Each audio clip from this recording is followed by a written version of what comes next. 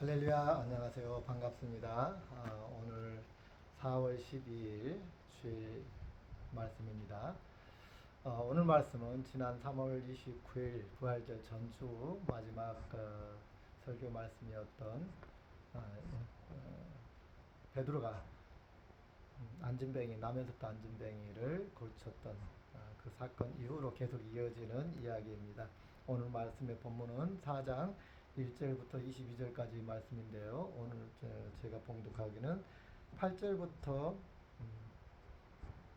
12절까지만 제가 봉독하도록 하겠습니다. 이에 베드로가 성령에 충만하여 이르되 백성의 관리들과 장로들아, 만일 병자에게 행한 착한 일에 대하여 이 사람이 어떻게 구원을 받았느냐라고 우리에게 질문한다면, 너희와 모든 이스라엘 백성들은 알라. 너희가 십자가에 못 박고 하나님이 죽은 자 가운데서 살리신 나사렛 예수 그리스도의 이름으로 이 사람이 건강하게 되어 너희 앞에 섰느니라. 이 예수는 너희 건축자들의 버린 돌로서 집 모퉁이의 머릿돌이 되었느니라. 다른 이로서는 구원을 받을 수 없나니 천하 사람 중에 구원을 받을 만한 다른 이름을 우리에게 주신 일이 없음이야 하였더라. 아멘. 아, 지난 시간에 베드로와 요한이 제9시에 성전에 기도하러 올라가다가 평소에도 많이 보았을 법한 안진뱅이, 남에서부터 안진뱅이를 보면서 그날은 그냥 지나치지 못하고, 또는 이렇게 구제 몇 분 주는 것, 동전 몇 입 주는 것을 그치지 아니하고 바라보면서 아마 성령께서 강하게 역사하셨던 것 같습니다. 내가 너에게 금과 은을 줄 건 없다. 내가 너에게 오늘 구제할 돈, 네가 원하는 것을 줄 거는 없고, 나한테 있는 것을 너에게 주노니 너는 이르라 걸으라, 예수 그리스도 이름 명하는 너는 이르라 걸으라 하면서 손을 잡고 이렇게 세웠어요. 그래서 나면서부터 안진뱅이였던 이 사람이 고침을 받고 일어서서 뛰면서 하나님의 영광을 돌렸다라는 이야기였습니다. 이때 우리 구하는 것, 내가 구하는 것, 그때 주제는 내가 구하는 것과 내게 필요한 것이라는 주제로 함께 묵상을 했었습니다. 자, 그 사건 이후로 바울이 성령 충만하게, 계속해서 성령 충만하여서 설교를 하게 됩니다. 그들을 향해서, 그 많은 무리들을 향해서 설교를 합니다. 나왔던 사람이 막 기뻐가지고 베드로와 요한을 붙잡으면서 막 못 가게 하는 거예요. 그러면서 막 뭐 감사하고 뭐 했겠죠. 여러 가지로. 기적이 일어났다고 기뻐서 뛰면서 막 찬양도 하고 그랬겠죠. 그런 와중에 베드로가 막 몰려든 그 군중들을 향해서 설교를 합니다. 그리고서 5천 명이나 되는 많은 사람들이 예수를 믿게 됩니다.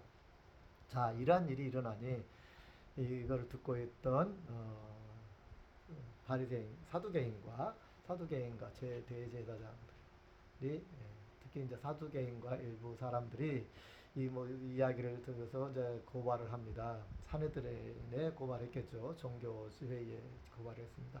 대제사장이 고발을 했어요. 그래서 잡혀갔습니다. 베드로와 요한이 바로 잡혀가게 됩니다. 그래서 오늘 재판을 받는 장면입니다. 자, 베드로 제사장들이 질문을 합니다.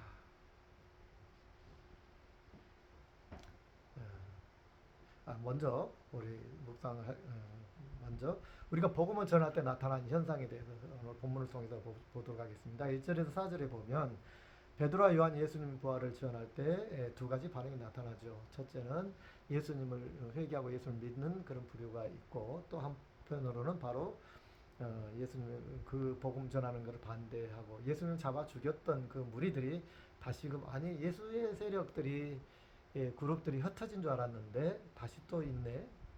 뭐 기적을 행한다고 그러고 그러네. 또 전도를 하네. 다시 부흥을 하네. 그래서 주동자가 누구냐 해서 또 베드로와 요한을 잡게 됩니다. 복음은 누군가에게는 생명이지만 또 누군가에게는 굉장히 불편함이 됩니다. 우리 교회 안에서도 우리가 그리스도인이라는 탈을 쓰고 있으면서도, 그리스도인이라 하면서도 복음 전하는 게 굉장히 불편할 때가 있어요. 왜 그럴까요? 우리가 오늘 묵상해야 될 주제들인 걸로 압니다. 우리가 복음을 전할 때 반대나 두려움이 있다는 것은 실패가 아닙니다. 우리 마음에 부담감이 있다는 것은 실패했다는 것은 아니고, 오히려 하나님의 일이 우리 가운데서, 내 마음 가운데서, 우리 교회 가운데서 진행되고 있다는 증거라고 알 수가 있을 것입니다. 자, 15절에서 12절 말씀에 이처럼 베드로와 요한은 지금 매우 불리한 상황에 있죠. 체포당했고 감옥에 갇혔고 권력자들 앞에 지금 서 있습니다. 대제사장이 질문합니다. 너희가 무슨 권세로 이런 기적들을 행하고 이런 일을 행했느냐라고 질문합니다.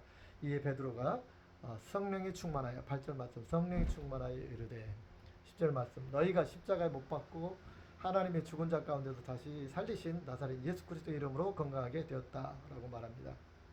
그리고 이어서 또한 선언합니다. 다른 이로서는 절대 구원받을 수가 없다. 다른 이로서는 구원받을 이름 우리에게 주신 적이 없다라고 아주 강하게 이야기합니다. 자, 이 장면을 우리가 상상해 보시기 바랍니다. 자, 베드로와 요한이 지금 잡혀왔죠. 재판 중입니다. 위에 재판관이 대제사장 재판관이 맨 위에 앉아 있습니다. 그리고 그 앞에 그 주변에는 고발자들이 서 있습니다.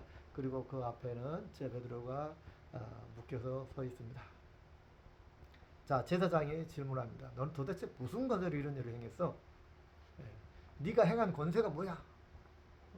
우리 지금으로 말하면 뭐죠? 야, 저 무당하냐? 예수 무당? 뭐 그런 말 흔히 하잖아요. 예수 무당하냐? 예수 이름을 빙자해서 뭐 기적을 행하고 막 그런 사람들을 이야기하잖아요. 요즘 좀 이상한 그런 말들이 있어요. 예수 무당이란 말이. 자, 어쨌든 간에 지금 그런 비슷한 상황일 거라고 상상이 됩니다. 그래서 기적을 행했단 말이에요. 이 시절에 기적이 흔치가 않았어요. 가끔 선지자가 나타나서 기적을 행하긴 했지만 기적이 흔치가 않았던 그 시절입니다. 그런데 이렇게 막 기적이 일어났어요. 도대체 얘 무당 아니야? 뭐 예수를 빙자한 하나님을 빙자한 무당 아니야? 뭐 그런 것이죠. 지금 예수도 이단이라고 생각을 해서 죽였잖아요. 잡아 죽였잖아요. 그런 것처럼 그 추종자들도 당연히 마찬가지라고 생각을 했겠죠. 그래서 말합니다. 재판합니다. 도대체 누구 권세로? 그러면서 키 포인트를 아주 확 잡아가지고 이 대제사장이 포인트를 잡아서 핵심을 잡아서 지금 질문합니다. 도대체 누구 권세로 이런 일을 했어? 라고 질문합니다. 심판을 합니다. 그때 베드로가 어떻게 했다고요? 성령이 충만하여. 성령이 충만하여서 아주 강하게 답변을 합니다. 어떻게 답변했을까요? 야, 지금 재판 앞에서 어떻게 이렇게 이거를 잘 마무리해서 넘어가서 풀려나야 될 그런 상황인데 베드로가 어떻게 해야 합니까? 이렇게 삿대질을 하면서, 물론 삿대질을 했는지 안 했는지 모릅니다. 그냥 상상을 해보는 겁니다.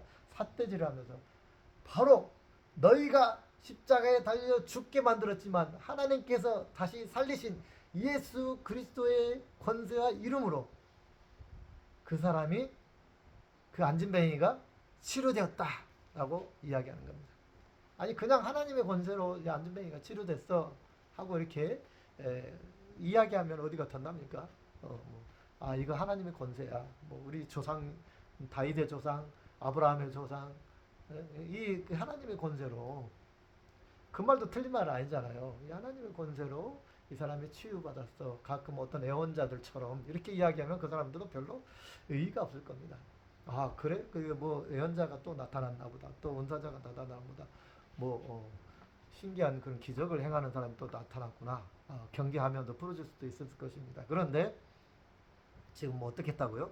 바로 너희들 하고 삿대질 하는 거예요. 너희가 죽인 바로 예수 그리스도의 이름으로, 이 앞전에 이단으로 척결했던, 이단이라고 해서 바로 십자가에 처형시켰던 바로 그 예수. 그러나 그 예수를 누가? 하나님께서 다시 살리셨다라고 지금 주장하는 겁니다. 얼마나 위험한 그 변론입니까? 이건 빼도 박도 못하게 너는 사형감이야. 이래야 되잖아요. 빼도 박도 못하게 사형시킬 수 있는, 다시 또 예수의 추종자가 나타났다 해서 또 예수님처럼 십자가에 바로 처형시킬 수 있는 그런 상황이었습니다. 베드로가 어떻게 이렇게 담대할 수 있었다고요? 어떻게 이렇게 담대할 수 있었죠?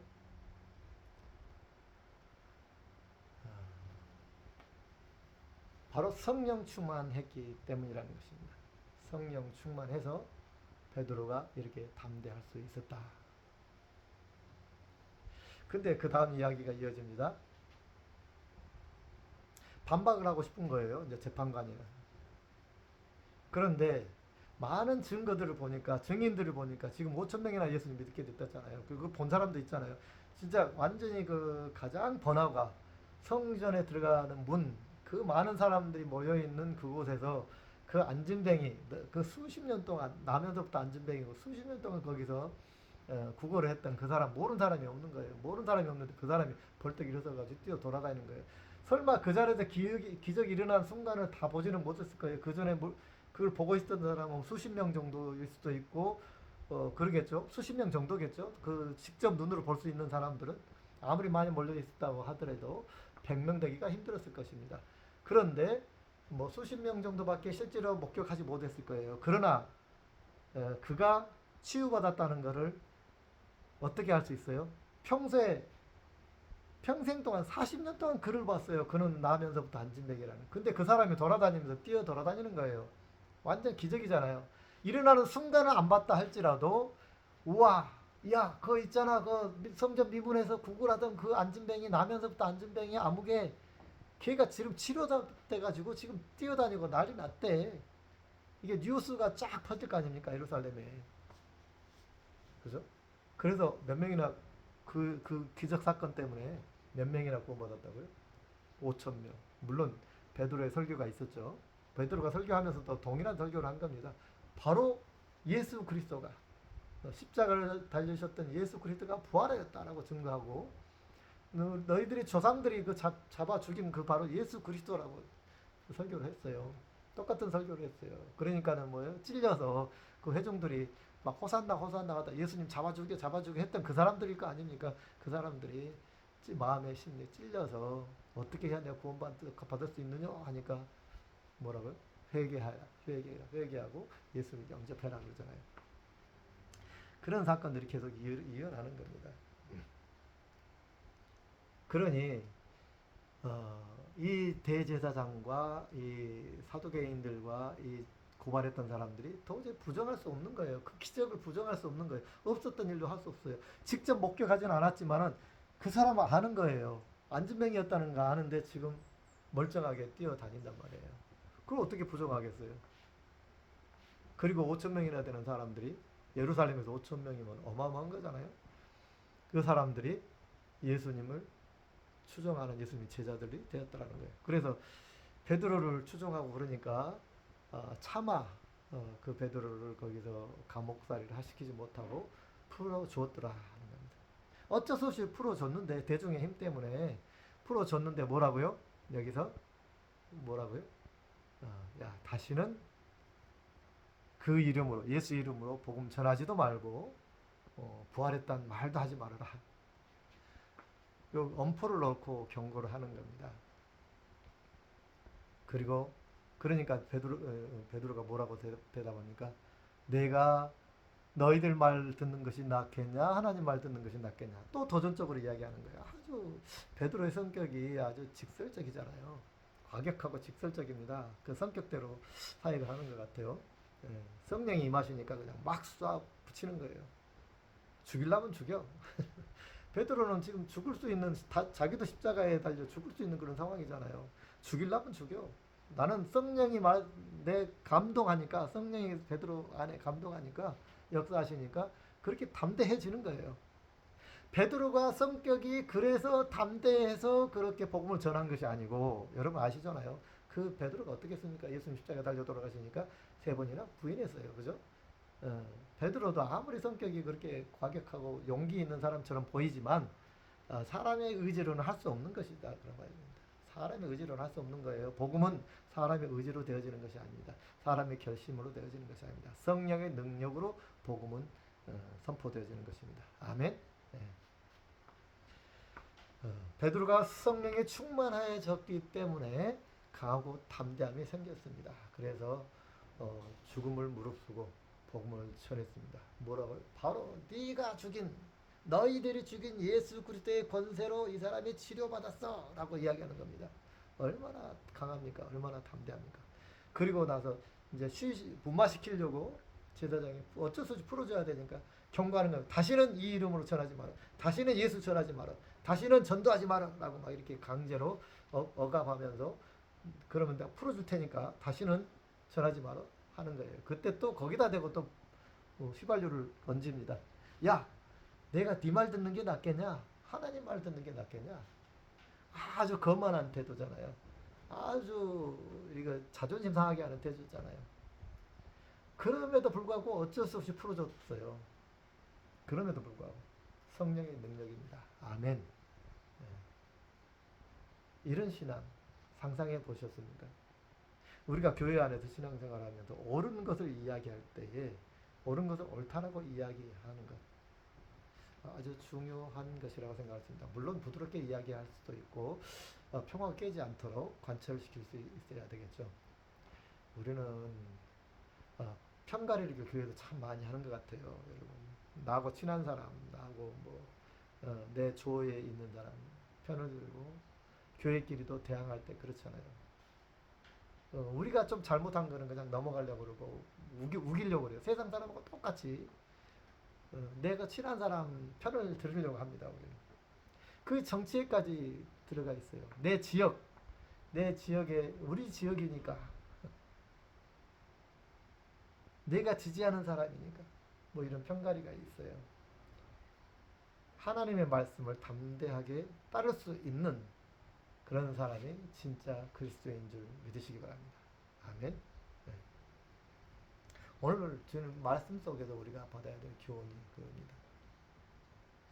성령 충만하니 강하고 담대해져서 목숨을 두려워하지 아니하고 복음을 증거하게 되었다라는 것입니다. 진리를 수호하는 일은 내 의지로는 힘듭니다. 우리가 이걸 세상에 적용할 때에 첫째 복음 전도하러 나갈 때 적용할 수 있고요.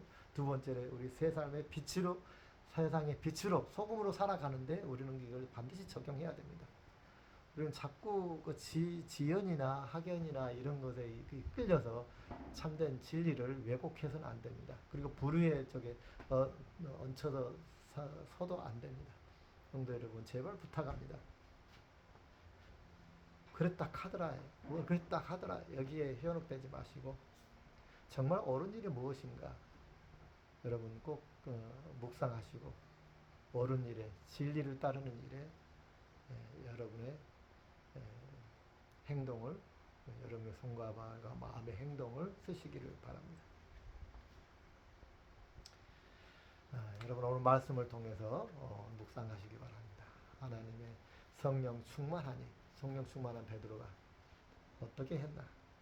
여러분 이 한 주간 동안에 묵상하시면서 성령 충만과 예수 그리스도의 복음과 진리를 우리가 수호하는 데 한 주간 묵상하시면서 그러한 삶을 살아야겠다라는 것을 우리 마음속에 묵상하시는 그런 하루 한 주간 되시기를 간절히 축원드립니다. 기도하겠습니다. 영광의 주님 감사합니다. 우리가 그리스도인이라 하면서 진리를 따르지 못하고 그리스도인이라 하면서 복음을 전하지 못하고 그리스도인이라 하면서 상황에 따라서 우리의 상황에 따라서 아버지 하나님 게으르고 나태에 빠질 때가 너무나 많이 있습니다. 주님 저희들의 부족함을 징계하여 주시사 남물해 주시기 바랍니다. 경고하여 주시기 바랍니다. 주님 우리의 정말 사탄의 유혹에 쉽게 빠져나가는 지연과 혈연과 학연들에 빠져나가는 이러한 것들 아버지 하나님 우리가 경각심을 갖게 해 주시옵시고 이 사회에 참된 빛으로서 소금으로서의 진리의 말씀을 들고 복음의 말씀을 들고 빛으로 소금으로 살아갈 수 있는 아버지의 참된 제자들 예수 그리스도의 제자들이 되게 하여 주옵소서. 이제는 우리 주 예수 그리스도의 은혜와 하나님 아버지의 무한하신 사랑과 성령님의 교통하심이 참된 진리를 추구하며 따르며 아버지의 사랑과 진리와 복음을 증거하기에 부족함이 없기를 사모하며 온전히 예수 그리스도의 십자가를 따라서 자기의 십자가를 질 수 있는 짓기를 사모하는 아버지의 사랑스러운 자녀들 머리에 이제부터 영원까지 함께 하시기를 간절히 축원하옵나이다. 아멘. 할렐루야. 한 주간도 승리하시기 바랍니다.